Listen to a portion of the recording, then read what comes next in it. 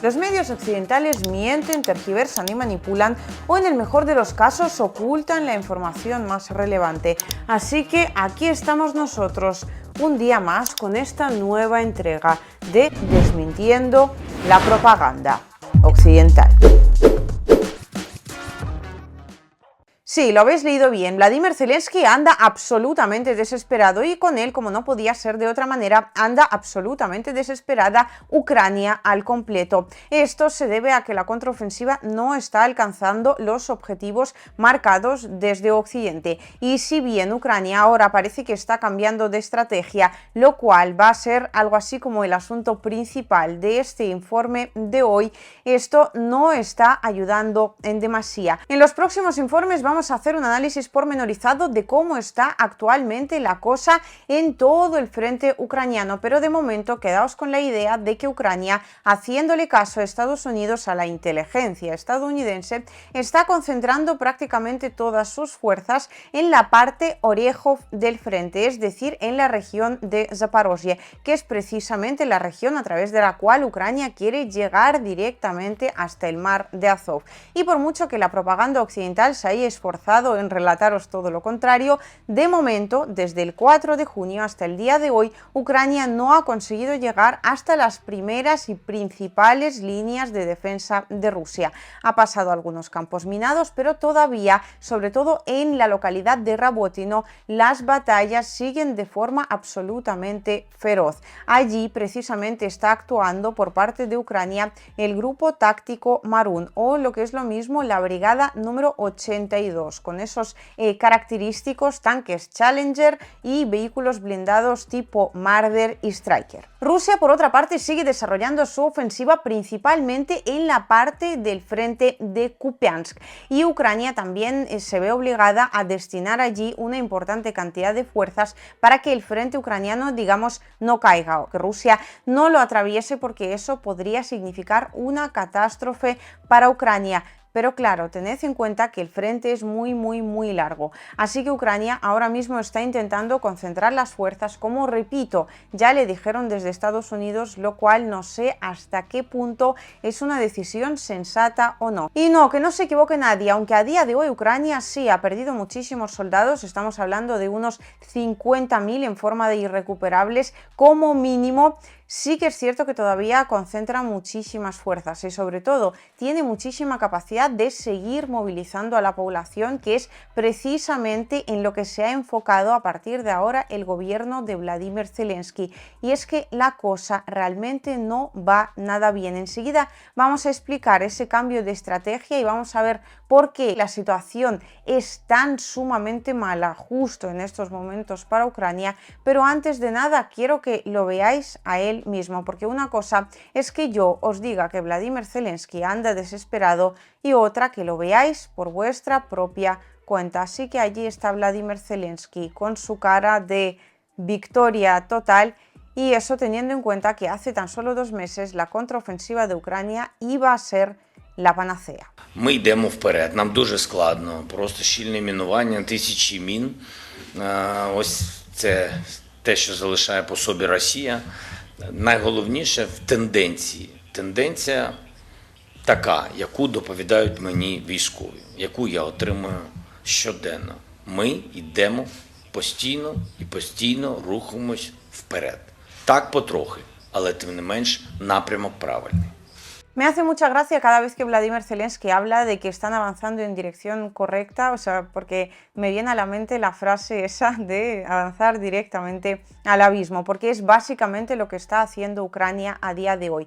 Veréis, teniendo en cuenta que Ucrania lleva pues prácticamente 2 meses, más de 2 meses ya de contraofensiva activa, obviamente hay un montón de brigadas que ya han ido a, digamos, recibir el mantenimiento correspondiente. Esto suele suceder cuando una brigada pierde de un 40 a un 50% de sus fuerzas, es decir, hay que reestructurarla, hay que volver a movilizar soldados, hay que volver a trabajar con ellos, o sea, la brigada prácticamente hay que hacerla de nuevo. Es cierto que toma mucho menos tiempo que simplemente coger y hacerla desde cero, pero es una brigada que pues en términos ideales no debería aparecer en el frente en el próximo mes como mínimo, y lo ideal unos 2-3 meses. Pues bien, ahora mismo hay un montón de brigadas que necesitan este tipo de mantenimiento, incluso el grupo táctico Marun muy probablemente muy pronto también quede fuera de combate, porque si bien todavía está avanzando prácticamente centímetro a centímetro, porque Rusia sigue manteniendo sus posiciones en la localidad de Rabotino, pues en algún momento, teniendo en cuenta que lo que estamos viendo en Rabotino es prácticamente algo así como Bakhmut 2.0, muy probablemente os acordéis de aquella operación del PMC Wagner denominada la picadora de carne de Bakhmut. Pues ahora mismo, ya sin el PMC Wagner, estando el PMC Wagner en Bielorrusia, las fuerzas rusas siguen llevando a cabo esa operación. Lo que pasa es que ahora pues la picadora de carne se ha trasladado a la localidad de Rabotino, así que incluso esas fuerzas de élite, ese grupo táctico Marun, en algún momento tendrá que terminar fuera de combate, al menos por un tiempo. Y en este sentido Vladimir Zelensky pues necesita o bien mucho más armamento para poder digamos equilibrar la balanza utilizando mucha más artillería, o bien esos aviones que bueno ahora está pidiendo con ojitos de cordero degollado, ¿no? Que se diría ese gatito de Shrek. Lo cierto es que es la forma de ser de Vladimir Zelensky desde el día 24 de febrero del año 2022, pero también es cierto, y en esto tenemos que ser objetivos, que sí necesita, pues aunque sea una mínima ayuda para seguir manteniendo ese frente, puesto que en el momento en el que esas brigadas de Ucrania tengan que retirarse del frente, aunque sea de forma temporal, Rusia obviamente puede aprovechar este momento para llevar a cabo su contraofensiva, y entonces Ucrania necesita algunos medios con los que pararla. En este sentido, Ucrania ahora mismo está intentando, digamos, reestructurar y reorganizar la estrategia que estaba aplicando en el frente. Por un lado, Vladimir Zelensky ya hemos visto que está pidiendo esos F-16, a los cuales ya les dedicaremos en profundidad un informe muy probablemente completo. También está pidiendo los misiles de Alemania, esos Taurus. Se espera que no tarden un año en llegar, aunque, bueno, en ambos casos el camino no va a ser fácil. Si bien los Taurus son algo quizás más sencillos de enviar, en el caso de los F-16 ahora mismo estamos hablando como pronto, ¿no?, de octubre y muy probablemente casi de finales del año 2024, puesto que los militares ucranianos que tienen que recibir entrenamiento para poder pilotar estos aviones lo recibirán en diferentes países, y por ejemplo en el caso de Estados Unidos ya se han quejado numerosos funcionarios del hecho de que esos militares ucranianos no saben inglés. Así que lo primero que hay que hacer es enseñarles inglés, y después hay que enseñarles a manejar esos aviones F-16. No es que ninguna de las dos cosas vaya a cambiar la situación sobre el frente. Sí que es cierto que el conflicto va a volver a escalar, pero sobre todo lo que estamos viendo es que Ucrania está tratando de intensificar esos ataques, por un lado, contra el territorio ruso de forma absolutamente directa, y en este sentido se trata más bien de ataques mediáticos, ¿no?, que no dan ya casi que ni para titular, porque pues por un lado vemos que Ucrania lleva atacando Moscú por sexto día consecutivo, y por otro lado que Ucrania ataca con drones en Moscú edificios en construcción, que ya veis vosotros el daño que eso puede hacer o no en la ciudad. Desde las fuentes ucranianas, desde las autoridades ucranianas ya han dicho que este tipo de estrategia lo que intenta es provocar que la población rusa se levante contra su propio gobierno, pero teniendo en cuenta la cantidad de ataques que ya ha realizado Ucrania contra la ciudad de Moscú, dudo mucho que la población rusa de repente, ¿no?, al ataque número 100 diga madre del amor hermoso. Más bien lo que sucede es todo lo contrario, pero bueno, la estrategia de Ucrania ahí es esa. Y por otra parte estamos viendo nuevos intentos de atacar la península de Crimea, pero ahora con una estrategia algo cambiada.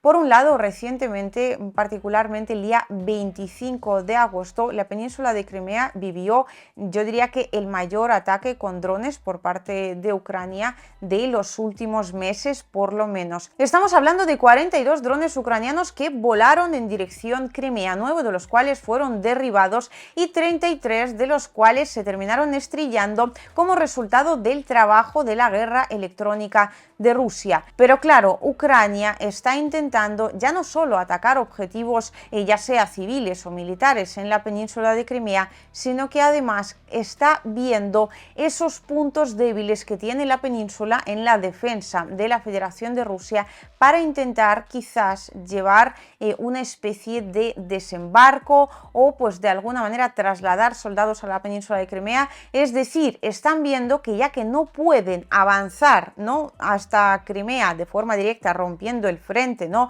precisamente a través de esa zona de Orejov, Rabotino, donde ahora mismo están transcurriendo esas sangrientas batallas, pues lo que intentan hacer es básicamente llevar a cabo exactamente lo mismo, pero mediante grupos quizás más reducidos que irán montados en lanchas, y uno de estos episodios lo que pasa que terminó en el ridículo más espantoso de Ucrania. Ya lo hemos visto en el último informe. Allí hablamos de cómo un hombre ruso sin camiseta terminó espantando a no sé cuántas decenas de soldados ucranianos, aunque en Ucrania dijeron que los soldados en cuestión, bueno, en el informe que os mostré el otro día se ven perfectamente las imágenes, se ve que no hay víctimas, se ve que no hay nada, ni siquiera se ve pues que se encaren con absolutamente nadie, pero en Ucrania han dicho que terminaron matando a unos 30 militares rusos y después de eso se retiraron. Bueno, pues una vez más, ¿no?, estamos viendo estos ataques propagandísticos más que nada. Pero ¿a qué se debe todo esto? Es decir, la desesperación de Zelensky está clara, se está quedando sin soldados y si bien puede movilizar a muchísimos más, necesita tiempo para prepararlos, necesita más armamento, necesita ver qué es lo que puede hacer con esa superioridad aérea de Rusia que no consigue superar, ni siquiera consigue igualar, ni siquiera consigue acercarse a ella. Y esto se debe básicamente al hecho de que Occidente en su momento, y sobre todo Estados Unidos, metió a Ucrania en una especie de callejón sin salida. Y para que veáis que a este análisis no solo he llegado yo, os pongo las declaraciones del economista estadounidense Jeffrey Sachs, que está hablando precisamente de este tema y además lo ha resumido de una forma inigualable, así que os dejo con él. So the U.S. plan was, we'll arm Ukraine enough that it will become a fait accompli, that Ukraine will become a NATO country and a European Union country, and Russia won't be able to do anything about it. So I think they really believe, what can Russia do? You know, it's a backwater, it's weak. We don't believe Putin's threats. If he actually does something, will sanction the economy to death. So they were playing a game of chicken, and Putin called their bluff and invaded in February after the U.S. refused to negotiate anything. And interestingly, almost days after, Zelensky said, oh, we should negotiate. And the Russians and the Ukrainians actually sat down and negotiated in Ankara and almost reached an agreement. And then the United States intervened, said, you don't have to reach an agreement. We're going to crush Russia. And you're going to do it for us, Ukraine. You're going to be heroes. You're going to defeat Russia with our wonderful weapons and our economic sanctions. And of course, this was an illusion, typical American arrogance, because Putin mobilized in the middle of 2022, and also Russia was a far more capable military and far more capable arms manufacturer than the United States allowed, and technologically much more sophisticated than they imagined, with very smart guided missiles and a lot of advanced digital technologies. And so Putin escalated. Repito, creo que mejor resumido imposible. Efectivamente, en su momento desde Estados Unidos infravaloraron tremendamente a Rusia y de hecho esta es una de las razones por la cual la contraofensiva ucraniana está fracasando de una forma tan estrepitosa. En Ucrania pasó exactamente lo mismo, porque obviamente en Ucrania seguían sobre todo y por encima de todo por la inteligencia de la OTAN. Y claro, pues allí la que destaca es la inteligencia estadounidense, que dijo, buah, Rusia ya en su momento ejército se tuvo que retirar de la zona de Kharkov, se tuvo que retirar de la zona de Gerson, de modo que esto es tierra abonada. Tú simplemente vas ahí con los Leopard, los van a ver, van a correr en masa y pues nosotros vamos a avanzar entrando como en mantequilla, ¿no? Y pasando, atravesando ese frente ruso, llegando directamente hasta el Mar Azov, plantando ahí la bandera de Ucrania, y la guerra pues terminará pronto con la victoria del heroico país de Ucrania.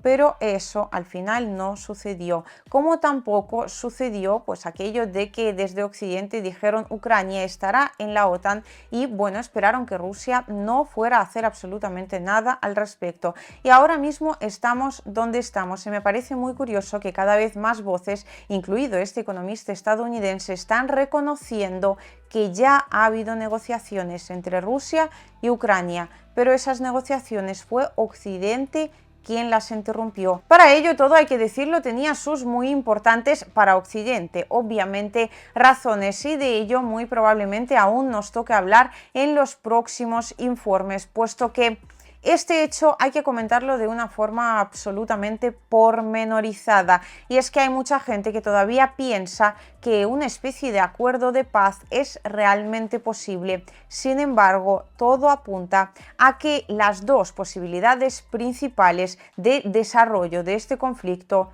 son bien diferentes.